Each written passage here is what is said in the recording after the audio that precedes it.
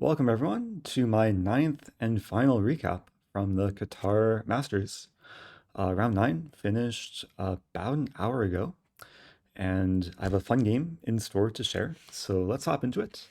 I was playing a pretty young player from Turkey, Tarhan Adar, FIDE master, but well over 2400. I think he's an IM elect, so should be getting the International Master title very soon.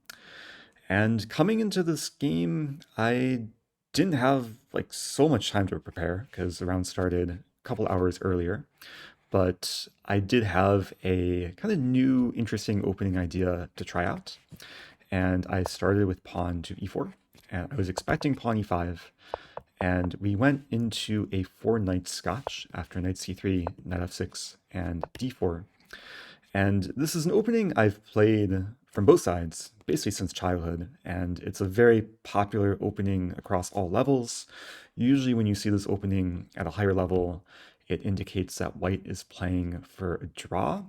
But I chose this opening because it's a very safe option, it's very solid, and knowing myself, I do get tired towards the end of the tournament, so I wanted something that was solid and not something too crazy for the final game.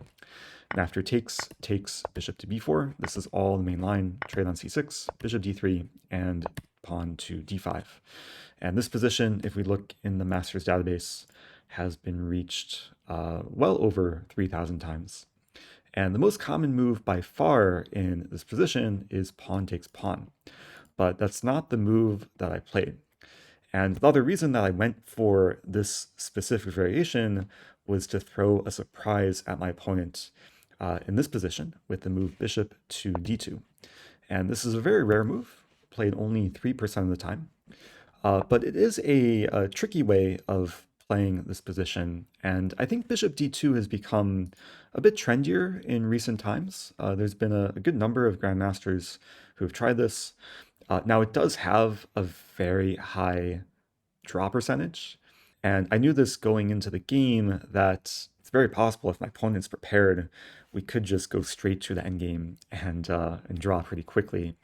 But given that I was a lower rated player coming into this game, I was hoping to maybe provoke my opponent to overpush.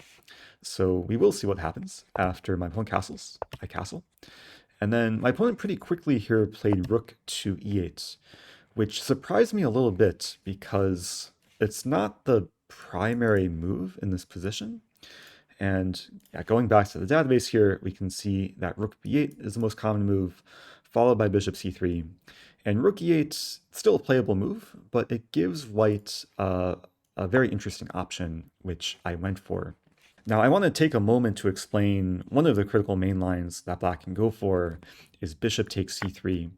And I was ready to go into this line after takes, rook b8, rook b1,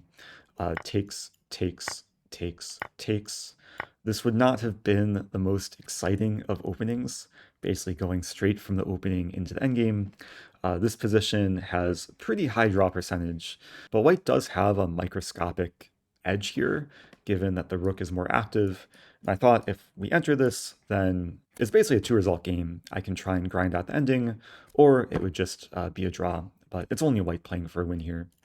So thankfully, that did not happen. The game took a more interesting route, and my opponent did play rook to e8. Now, this move does allow white to have a pretty nice idea, which I was prepared for, is knight takes d5. And it's a crazy looking tactical shot, but the tactics do work for white, mainly because this bishop on b4 is undefended. And this should explain why rook b8 is the more common move here, defending the bishop and basically preventing knight takes d5. But what happened in the game, my opponent allowed knight takes d5, and then after takes, we get to a position where it's still equal material, but I do have the bishop pair. And I thought that white is still probably a little bit better here. Now, I wasn't specifically prepared for knight takes e4. I did have this position on my computer before the game, and I was prepared for bishop to b5, bishop d7, and then take. I think the engine will give like a small edge for white. But after knight takes e4, I was on my own. But the position looks very solid, and I just make a simple improving move, rook to e1, pressuring the knight on e4. And then my opponent responds with queen to g5. And then I had a decision to make, because I really wanted to keep my bishop pair, but I was really drawn to this move, bishop takes e4. And I spent a long think here trying to decide, do I go for bishop takes knight, or do I try and play something else? But if I play a move like f3, I could get hit with bishop to h3. So ultimately, I did decide to concede my light squared bishop, and after pawn takes, I played the move rook to e3. Now I want to take a small pause on what happened in this game, because I want to share a slightly different variation for my pregame prep. Now let's keep this position in mind, and I'm actually just going to open a new chapter here, and I want to share basically what was another line in my preparation in this exact bishop d2 line. Let's just get to the position, bishop d2, and after castle, castle. There is a move I was prepared for in this position, which was bishop takes c3, bishop takes c3, and knight takes e4. And this is one of the positions I was looking at pretty deeply before the game. If we were to wind up in this line, white is down a pawn, but I was prepared with the idea queen h5, and then the middle game idea of rook e1 to e3 to g3. And the reason why I'm showing this is because we got a very similar structure in our game. If we go back to where I left off, basically I already got my rook to e3, and I have ideas of bishop c3 and rook g3, and there's a lot of attacking potential for white. Now, if we compare this to the line I was preparing, white is down a pawn in this position.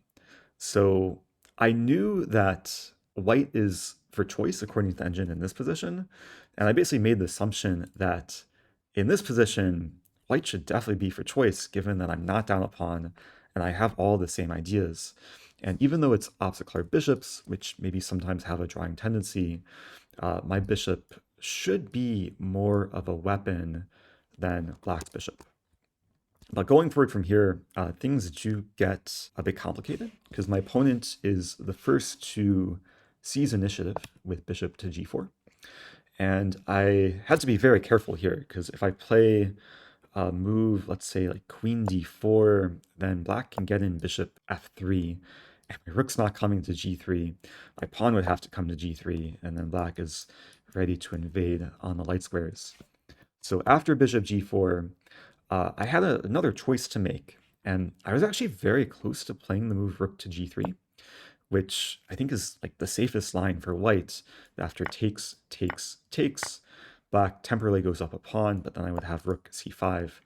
And I thought that white is probably slightly better going into this endgame with the more active rook, and maybe this pawn could be weakness. Also bishop c3 is still coming. But the more I thought about my options, I realized that the better way to play for a win is to keep queens on the board and not play rook g3, but rather play the move queen f1.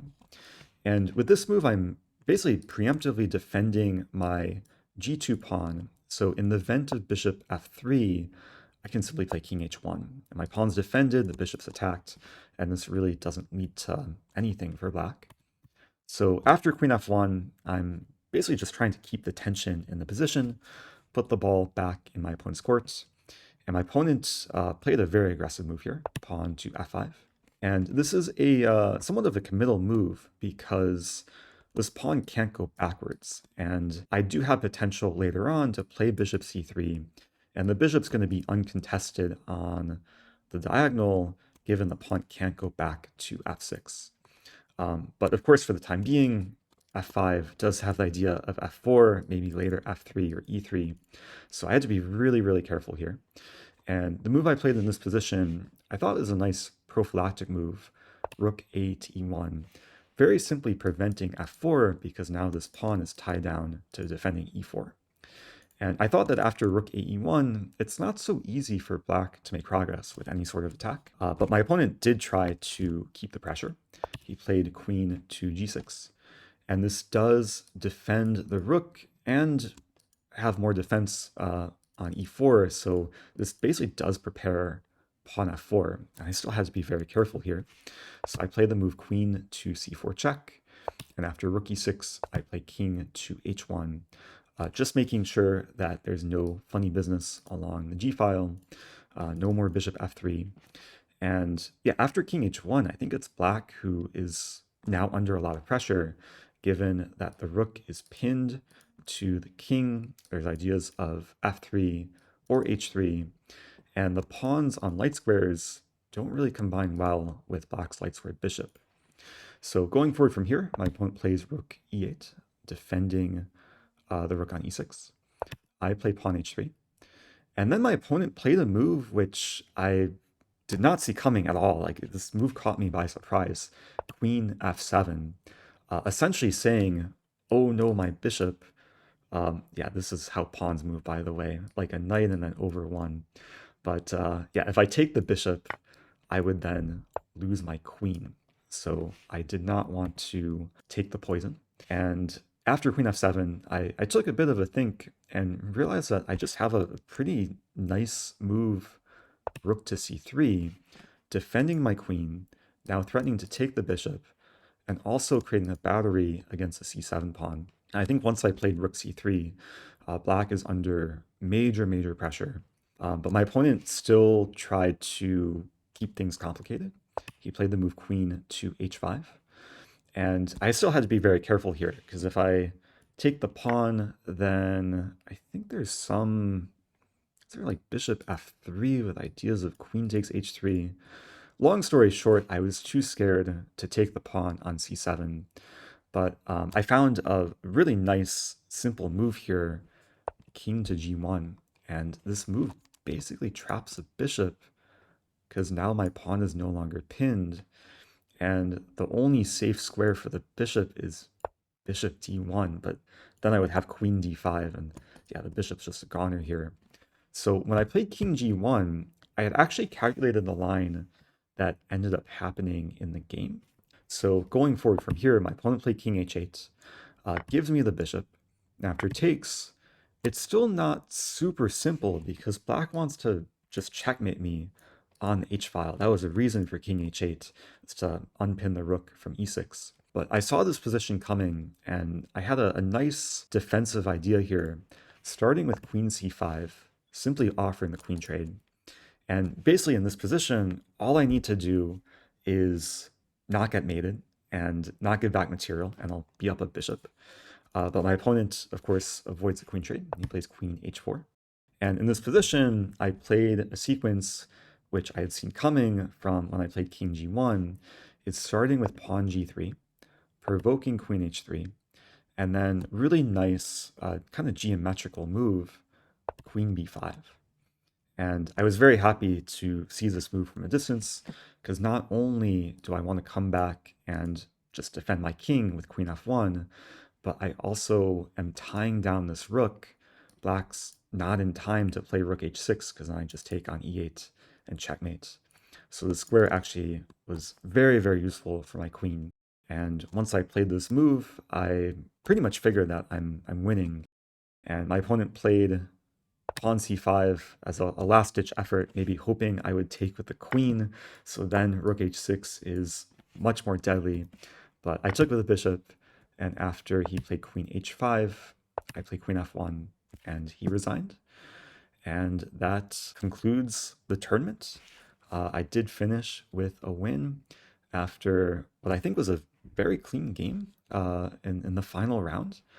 Now, I haven't had a chance to analyze with the engine yet, but overall, I'm very pleased with just how this game went, especially given the opening surprise. I got kind of the early pressure against my opponent in the opening, and I weathered his kingside storm and came out up material and got the win. So, as usual, let's check with the engine. Okay, so I did make one inaccuracy this game, but I was never worse. And let's just check the early stage. Yeah, so knight takes d5 was all pre-game preparation. Engine slightly prefers white. And the line we went into, so queen g5 was my opponent's like first big inaccuracy. And wow, so apparently here I did have f3. It's funny, I briefly considered this during the game, and then Ben Feingold was in my mind just telling me never play f3. And then rather than calculating the lines, I just listened to Ben Feingold. So what happens after bishop h3? Rook e2. Is it really that simple? Knight moves? Oh, bishop d2. Ah, the bishop gets stuck. Wow. So black has to do something crazy like c5, but then take, take, take. And white's just much better here. Okay, yeah, I should have disciplined myself to calculate f3 a bit more thoroughly. So my one mistake was taking on e4. I played this move because it was so similar to the other opening variation I prepared. And then going forward from here, queen f1. Yeah, I think this is all very clean. So what was my opponent's blunder? Ah, queen h5. Yeah, queen h5 just got the bishop trapped. Maybe my opponent didn't see like my defensive idea with queen b5 in that line.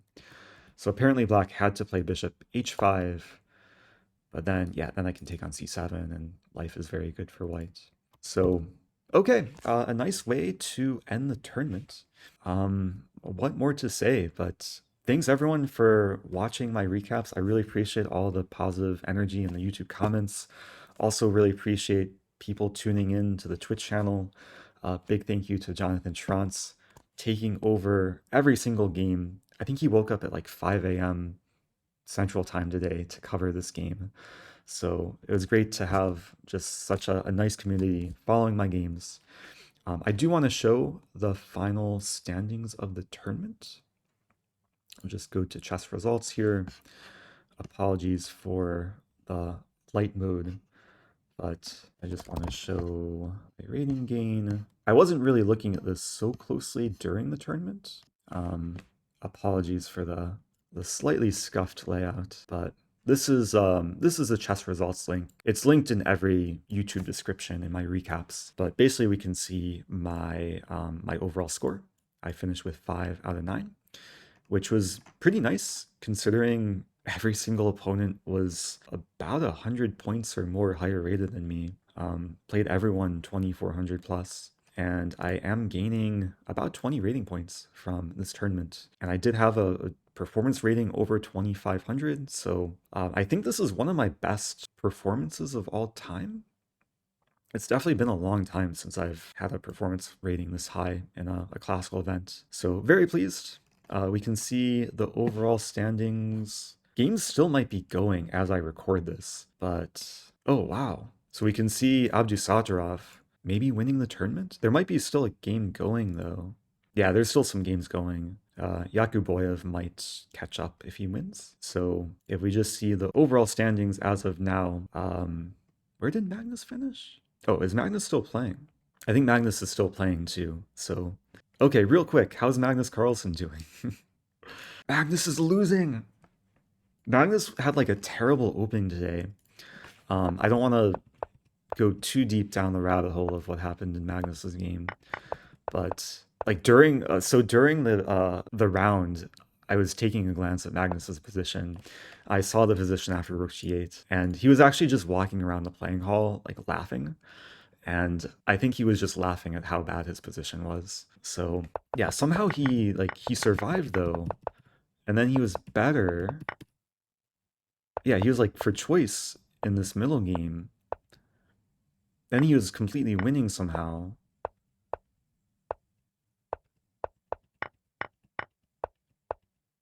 But then something. Oh, he just made a terrible blunder. Bishop c4, allowing some simplification.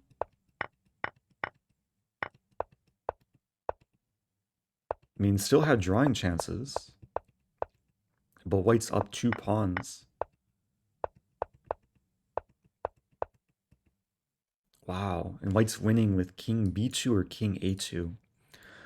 I don't think I'm gonna wait until the game finishes, but yeah, if Magnus loses this game, then that means I finish half a point behind Magnus, which I guess is some sort of achievement. Magnus losing a lot of rating this tournament. But anyway, I don't want to make this video too long, so big thanks again to everyone watching. Do stay tuned for maybe some different type of content coming up. I do hope to return soon to Twitch and maybe return also to the speedrun series as well. So stay tuned, and I'll see you guys soon.